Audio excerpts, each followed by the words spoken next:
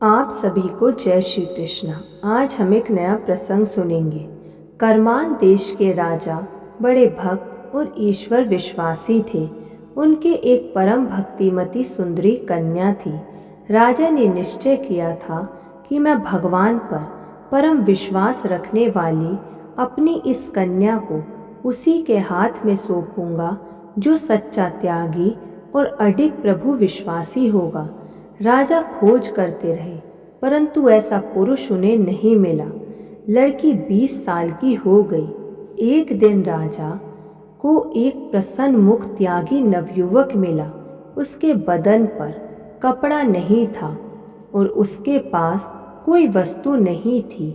राजा ने उसे भगवान की मूर्ति के सामने बड़ी भक्ति भाव से ध्यानमग्न देखा। मंदिर से निकलने पर राजा ने उससे पूछा, तुम्हारा घर कहाँ है? उसने कहा, प्रभु जहाँ रखे। राजा ने पूछा, तुम्हारे पास कोई सामग्री है?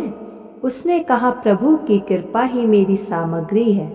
राजा ने फिर पूछा, तुम्हारा काम कैसे चलता है? उसने कहा, जैसे प्रभु चलाते हैं।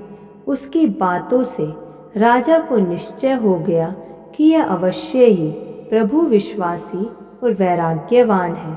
मैं अपनी धर्मशिला कन्या के लिए जैसा वर खोजता था आज ठीक वैसा ही प्रभु ने भेज दिया। राजा ने बहुत आग्रह करके और अपनी कन्या के त्याग वैराग्य की स्थिति बतलाकर उसे विवाह के लिए राजी किया।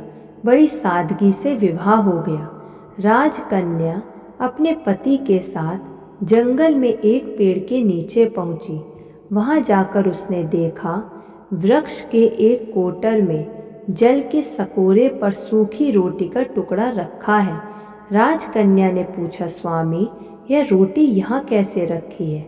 नवयुवक ने कहा, आज रात को खाने के लिए काम आवेगी, इसलिए कल थोड़ी सी रोटी बचाकर रखी थी। राजकन्या रोने लगी और निराश होकर अपने नैहर जाने को तैयार हो गई।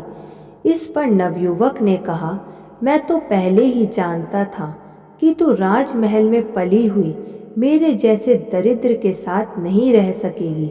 राजकन्या ने कहा, स्वामी मैं दरिद्रता के दुख से उदास होकर नैहर नहीं जा रही हूँ।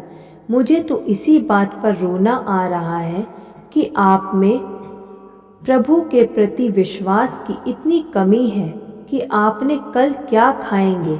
इस चिंता से रोटी का टुकड़ा बचाकर रखा है। मैं अब तक इसलिए कुंवारी रही थी कि मुझे कोई प्रभु का विश्वासी पति मिले।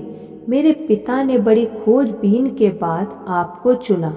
मैंने समझा कि आज मेरे जीवन की साध पूरी हुई, परंतु मुझे बड़ा खेद है कि आपको तो एक टुकड़े रोटी जितना ही भगवान पर विश्वास नहीं है। पत्नी की बात सुनकर उसको अपने त्याग पर बड़ी लज्जा हुई। उसने बड़े संकोच से कहा, सचमुच मैंने बड़ा पाप किया, बता इसका क्या प्रायश्चित करूं? राजकन्या ने कहा, प्रायश्चित कुछ नहीं, या तो मुझे रखिए या रोटी के टुकड़े को रखिए। नवयुवक की आंखें खुल गई और उसने रोटी का टुकड़ा फेंक दिया। धन्यवाद। ऐसी और वीडियो सुनने के लिए आप इस चैनल को सब्सक्राइब कर दीजिए और इस वीडियो को लाइक कर दीजिए।